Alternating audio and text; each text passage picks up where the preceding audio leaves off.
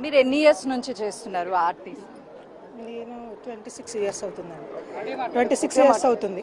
Okay, ఇప్పుడు ప్రధాన మీ demands విలీనం అని చెప్తున్నారు, అదేవిధంగా ఇటు ఎన్నికలకి సంబంధించి ఏమని చెప్తున్నారు? ప్రధానంగా అంటే ఇది విలీనం అండి. మేము మెయిన్ కోరేది మూడే ఉన్నాయి. అవి కాకుండా ఏదో 29 ఇస్తున్నాము అవి ఒప్పుకోండి, ఆ మెయిన్ వదిలిపెట్టి అవి ఒప్పుకోండి అంటే అది కాదు కదా.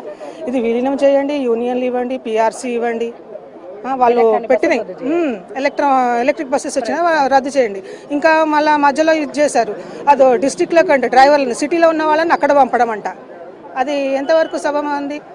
సిటీలో చేసేవాళ్ళు డిస్టిక్లో ఎందుకు వెళ్తారు?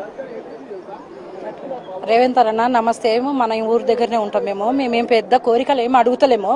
మేము కూడా మీ తోబొట్టులము చెల్లెలు అక్కలు అనుకొని మా సమస్యలు కూడా పరిష్కరించారు. మీ ప్రభుత్వానికి మీరు ఫ్రీ టికెట్ పెట్టారు, అది మేము సక్సెస్ చేసినాము. 50 మంది ఎక్కేదా 150 200 ఎక్కిరు. ఒక స్టాప్ రాగానే ఇంకో స్టాప్ వస్తుండే. చెక్ పాయింట్ అన్ని భరించినాం. మా వల్ల మీకు మంచి పేరు వచ్చింది కాదంటలే. మాకు పిఆర్సీ అండి, మాకు గవర్నమెంట్ విలీనం చేయండి. ఎలక్ట్రానిక్ బస్సులు వద్దు, మాకు ఏం వద్దనా. మాకు పిఆర్సీ గ్రౌండ్, మాకు యూనియన్ కావాలి. మెయిన్ జాబ్ సెక్యూరిటీ ఇవ్వండి. మేము మీ అక్కలమో చెల్లెలమో తోడబిడ్డ బుడ్డలమో అనుకోండి. ఎందుకంటే మేము కూడా మా బాధ కూడా మీరు భరించండి. మేము ఎండనక వాననక రాత్రనక పగలనక డ్యూటీలోకి వస్తాము. ఎందుకంటే మా అన్న ఉన్నాడు మ్యానుఫ్యాక్చర్లో. మా అన్న ఏం మాట్లాడు అవే ఇవ్వమని మేము రేవంత్ అన్న కోరుతున్నాం.